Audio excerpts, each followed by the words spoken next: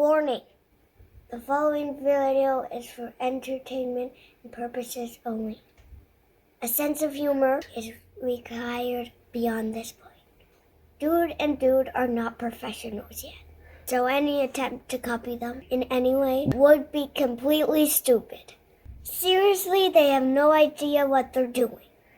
Well, I can't say I didn't warn you. Cheers, dudes! That's Dude. That's Dude. And welcome to Lazyboys Night 2023 edition. Super special extravaganza regular show on a Thursday night. I was waiting for... Oh, yeah, but thank you for that unnecessary elaboration. Oh, what is this? This is the Barn Raiser Country Ale by the Niagara Oast House. Why is it Oast? What does Oast mean? What's an Oast? I don't know. I know what oat is. What's Oast? Oast House. It's hard to say. Oast House. Oast House. It does not roll off the tongue. Hopefully it tastes better than it's bleh, I can't even say. Oast. Oast. What? Osti. What's this Oast about? All right. All right. Oh, we're just going into this? Now, might as well. We describe the beer. Right, let's we'll go. Take the drink. Hurry up, go. It's just two guys talking. There they go again, saying anything. Talking about nothing. Nothing new to say. Talking anyway. So much to review. So let's have a cold brew. A cold brew. Everybody's talking. It's not anything. No one's listening. Talking about nothing. They're all yammering. I can't hear a thing. Nothing I can do. So let's have one more brew. One more brew.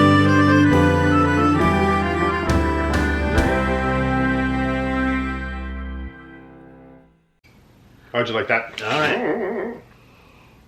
Oh, what the hell? It's a little on the bitter side.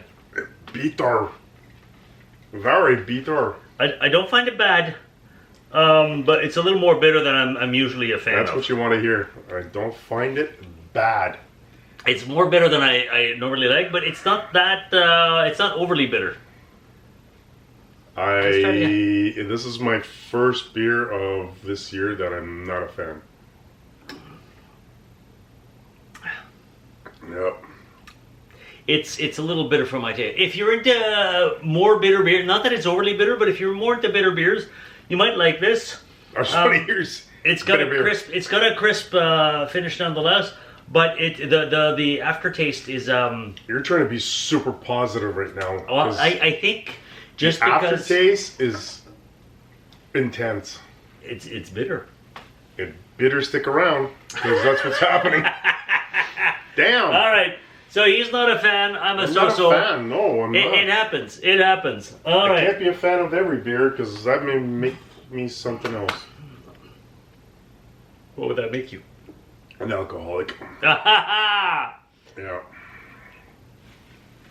All right. Well, put it down if you don't like the it. funny thing is, as soon You're as still gonna finish it. No, of course I'm not. I'm not. You know what? What's the funny thing? Is that as soon as I poured it, I could smell it. That You I'm could like, smell. ooh, nah. C'est pas pour moi. There you go. As we would say in proper French, c'est pas à mon goût. No. C'est pas le goût de tout le monde, huh? No, this one is a little bit too bitter after finish for me. All right. Well, let's move on to something that's a little sweeter. This one. I'm gonna power through it, son.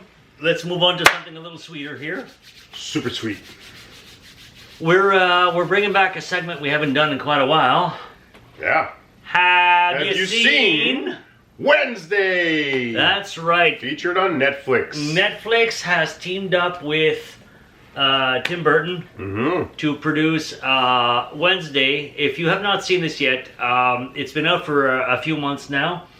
It is. Well, depending on when you're watching this, it's been out already. It came out in late 2022. There we go. And it is one of the top-rated Netflix shows of all time. Actually, it's the second, right now, in early 2023, second highest viewed Netflix original series ever. Of all time. Oh, Of good all for time. Well, and rightfully so. If you've seen it, you know what we're talking about. If you haven't seen it, seriously, go check this out. The premise is simple. If you remember the movies from the 90s with Christina Ricci and all that stuff. Oh, we forgot to do this. No. I thought you were setting it up. So, Christina Ricci, but what is the name of the family? It was called The Addams Family, which is based on a comic strip. They also did a TV show back in the 60s. Yeah. But movies with Christina Ricci, as Christina Ricci, where she was a little younger there, but now it's Wednesday Addams, which is the daughter, is at the high school level. She's a little older, and she gets sent to a private school that specializes in supernatural students, basically. Yeah. So the student body, there's a lot of werewolves and vampires and medusas and freaks and all sorts. And you can't call them freaks anymore. Well, whatever. And so the school's Ever After. The school is called Nevermore. Ever After. Nevermore. See? It's based on Edgar Allan Poe's poem, The Raven. Nevermore. Anyways, read that too. Anyways, you're right. I am. Yeah. So funnier this way. Anyways, and there's a bit of a detective mystery kind of thing that Wednesday tries to solve while she's there. We're not going to give it away, but give it away now. Let's talk about the cast first of all. Jenna Ortega, who plays Wednesday Adam. What a phenomenal casting! Unreal. She's 20 years old. She plays a 16-year-old girl in the show. Yeah. And she has mastered the demeanor of that resting face where you know she's just analyzing you and there's something weird going on in her brain and it's unsettling, but you can't look away at the same time. And notice she never blinks during the entire show. She never blinks. It's kind of freaky. And it's interesting because when there was at the very, very beginning when they were filming, Tim Burton as the director was going through the dailies, right? So what they had filmed that day, and noticed that there was an entire scene, and it was a long scene, where because she had that resting face, as she was directed to do, but holding that rested face, she didn't blink at all. And then when Tim Burton saw that, says, "I want you to do that every take." And so it's unsettling. She kept that going, but having that blank slate. Oh yeah. But it's not a blank slate. No, it's an intense gaze. Yeah, but even when you're looking, because please watch it. Watch it, you'll see exactly what we're talking and you'll about. notice she's always, the camera's always a little above her face, and she's done like this and staring up at you, and she never blinks, and it's just such an super focused, intense analyzing gaze. Everything. But it's supposed to be a blank slate. But even in that blank slate mode, you can still see that there's stuff going on. Her eyes, man, her eyes are unreal. Very, very, very intense little character. I wish I could say it's animated, but it's not.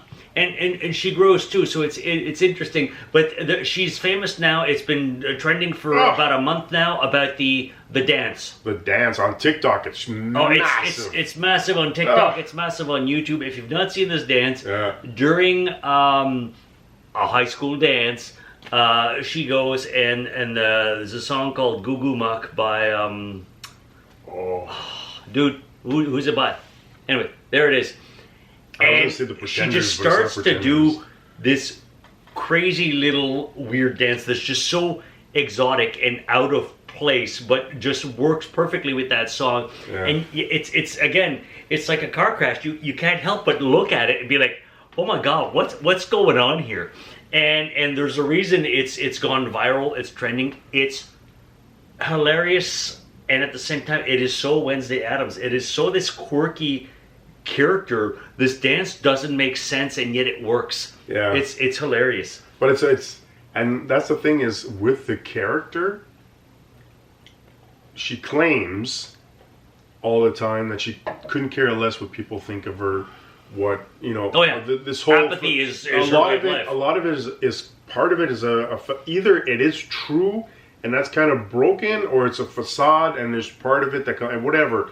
But at the dance at that moment, she lets out a part of her that you can obviously at that moment see that it might have been something that she just threw together at that time, or it might be something she did on her own because she loves to be on her own.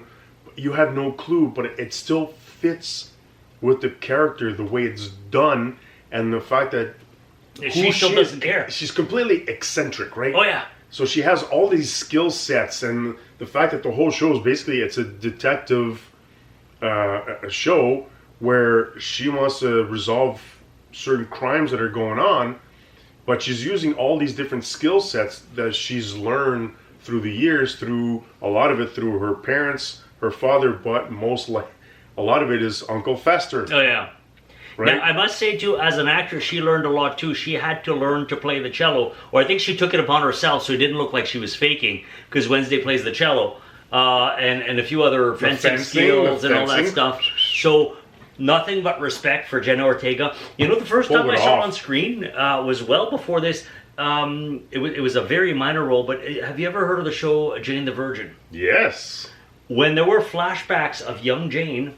That was she her? was young Jane. No way. She was young Jane. No when you see way. the whole thing about when Yeah. she's explaining the virginity and she crushes the flower, and that was Jenna Ortega What? playing young Jane. Yeah. That's So wild. just a little side note in Very case you cool. watch that series again, you'll be like, oh my god, it's Yeah. Wednesday Addams. Yeah. All right. So rest of the cast. Let's talk Morticia, played by Catherine Zeta-Jones. As if they got...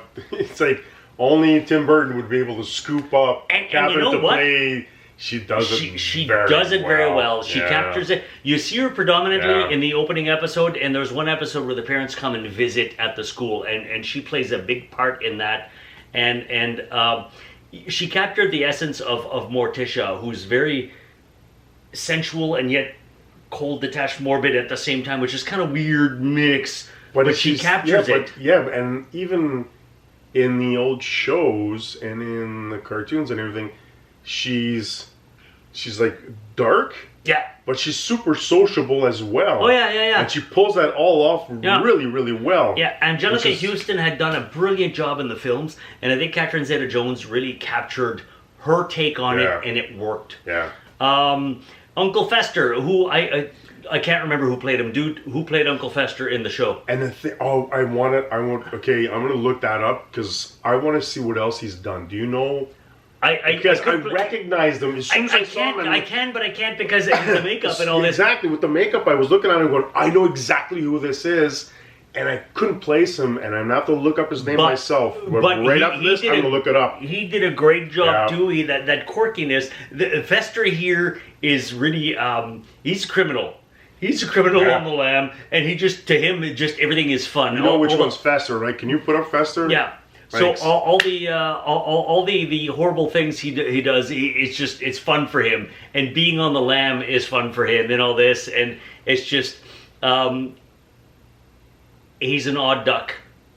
Actually, he makes odd ducks look normal. He's No pretty kidding. much.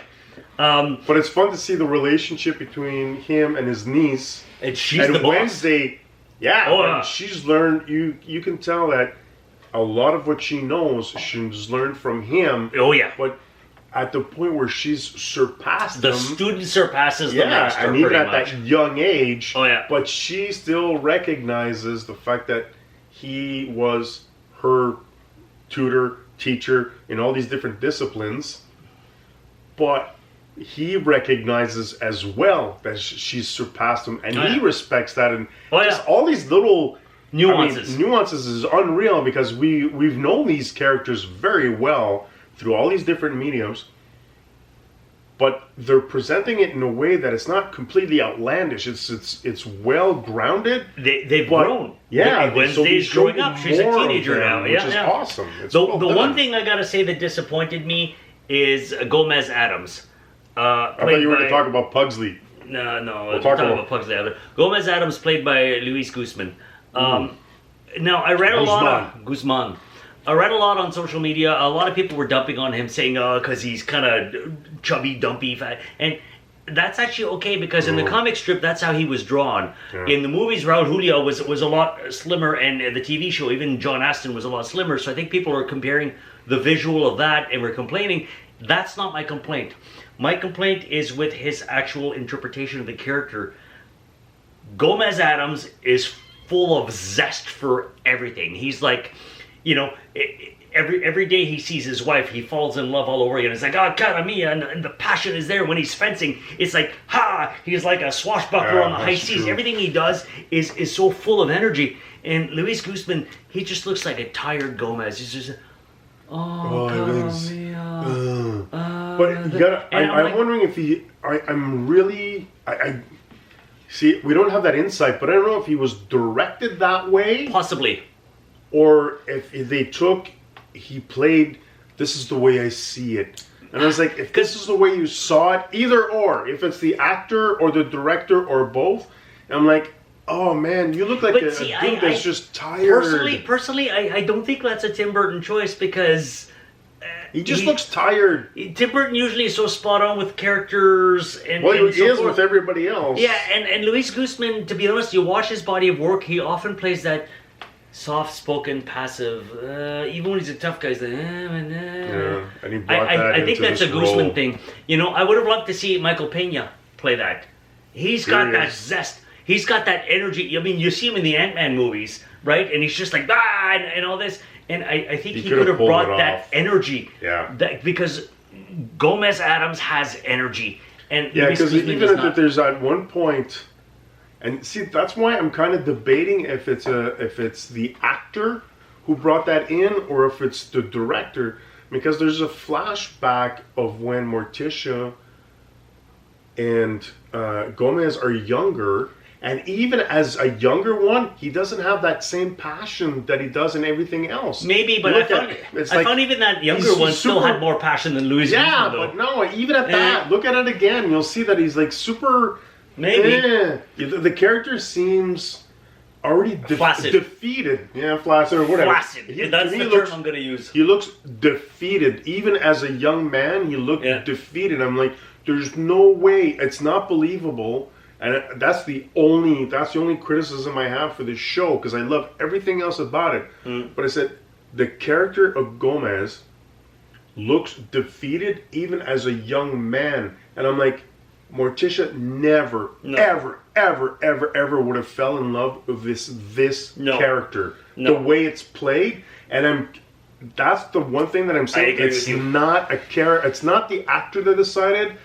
That it's a director's point of view. Because even like I'm telling you right now, and But folks, I if find you it haven't so seen weird for it, Tim Burton to pay do that. attention to that. That I know it's super weird, but I don't know what his concept is, because Morticia herself, she's a super passionate and dark, but again, she's out there. She likes to do stuff with other people, but anyways. Just to wrap it up, is like I believe it's a directorial thing. It's not Luis Guzman. He was it's directed possible. that way, which is a horrible way to present Either that way, character. I think that's the one flaw in an Yeah. otherwise stellar. Yeah. But overall, please go see the show if you haven't. And if you have, watch it again. Watch that dance scene. Watch everything about it. Notice she doesn't blink. Notice all the little nuances of all these characters and all the interesting new ones they brought in.